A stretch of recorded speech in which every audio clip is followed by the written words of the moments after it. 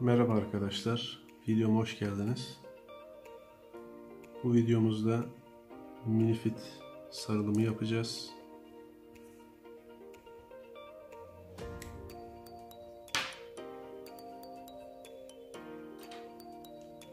Yine küçük bir tornavidaya ihtiyacımız var. Ya da aynı şekilde ince uçlu cımbızımızla yapabilirsiniz. Kartuşumuzun kenarlarında şu şekilde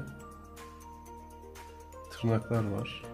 Bu tırnakları kenardan yukarı doğru yaparak, ilk aşağı sonra yukarı doğru yaparak açıyoruz.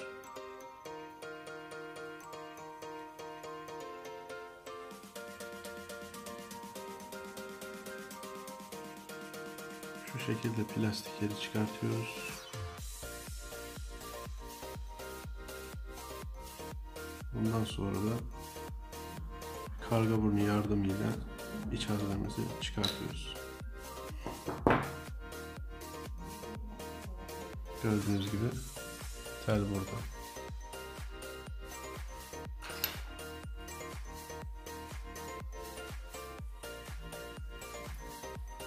Telimizi direkt çıkartıp köşeye koyalım.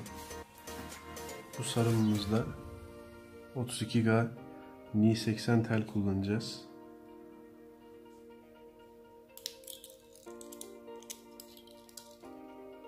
Bir parça keselim.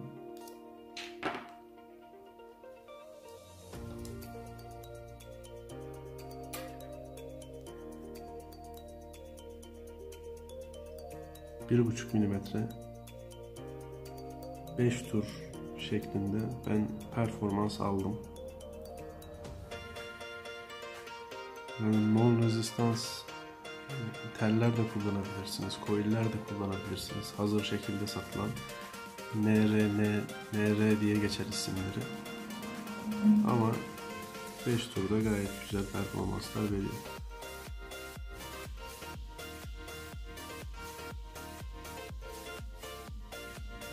Telimizi sardık.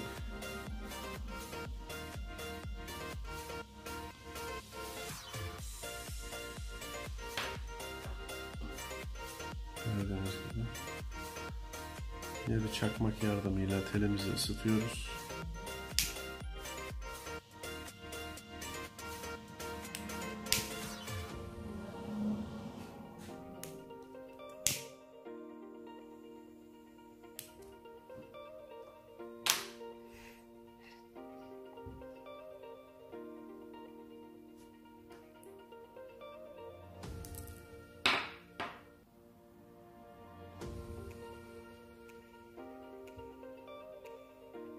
Şu iç kısımda biraz göstermesi zor olacak kameradan ama şu iç kısımdaki hava kanalının bir sağında bir solunda ufak delikler var. Telimizi oradaki ufak deliklerden geçireceğiz.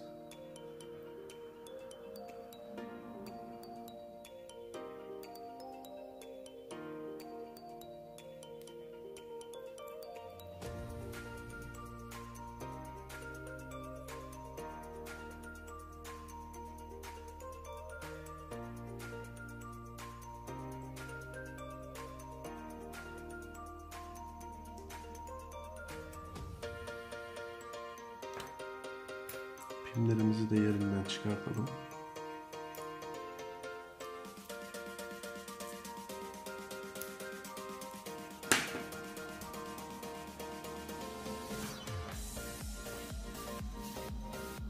Ondan sonra silikon parçayı takacağız. Silikon parça zaten tam yuvasına göre ama yani şeklini tutturarak oturttum. Ona dikkat edin.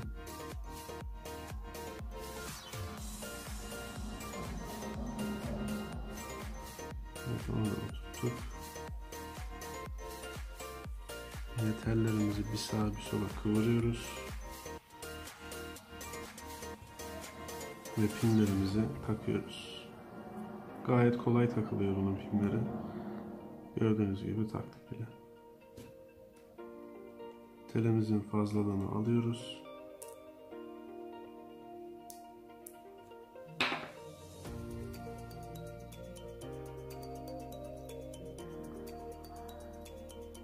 Gördüğünüz gibi tel hazır.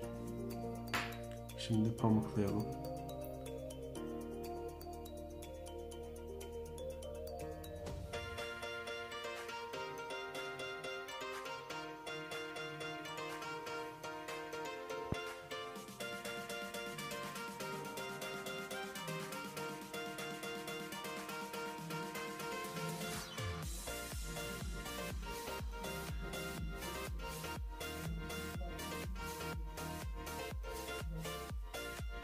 Pamuğumuzu telin ortasından geçiriyoruz.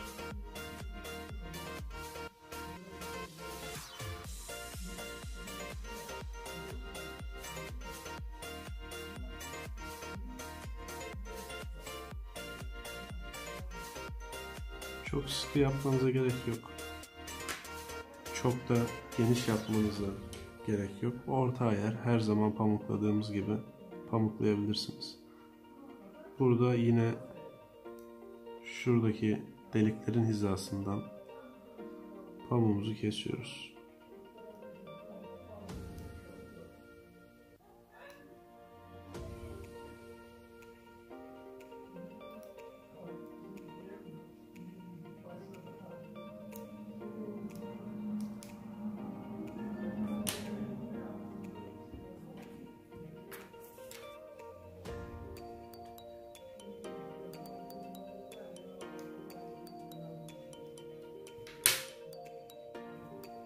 Evet. Pamuğumuzu ıslatalım.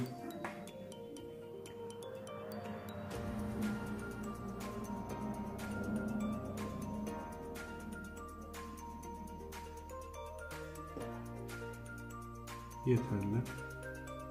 Ondan sonra siyah bacamızı takalım. Bacayı takarken önünde ufak bir girinti var. Bu girintinin gireceği yer hava kanalının hemen üst tarafı. Yani ters takarsanız coil havayı doğru almayabilir. O yüzden tam olarak şöyle girintiye yerleştiriyoruz. Ondan sonra kartuşumuzun içine, iç kısmında düzgün oturduğunu görmemiz gerekiyor. Evet, gayet düzgün oturttuk. Şimdi üst kapağımızı takıyoruz.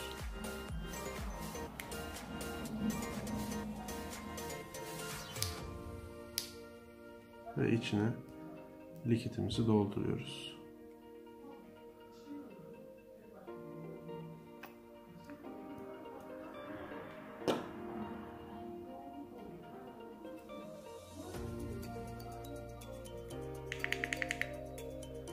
Cihazımızı açtık. Beslememiz gayet güzel. Bir denememizi yapalım.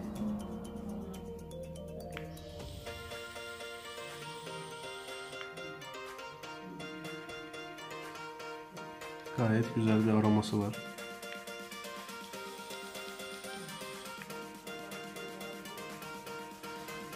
Gördüğünüz gibi gayet performanslı. Boğaz vurumu da gayet güzel. Tel kullanırken orijinal Temco kullanmaya gayret edin. Yani piyasada zaten belirli kişiler satıyor orijinal. Onlardan almaya gayret edin. Güvenilir insanlardan alışveriş yapın.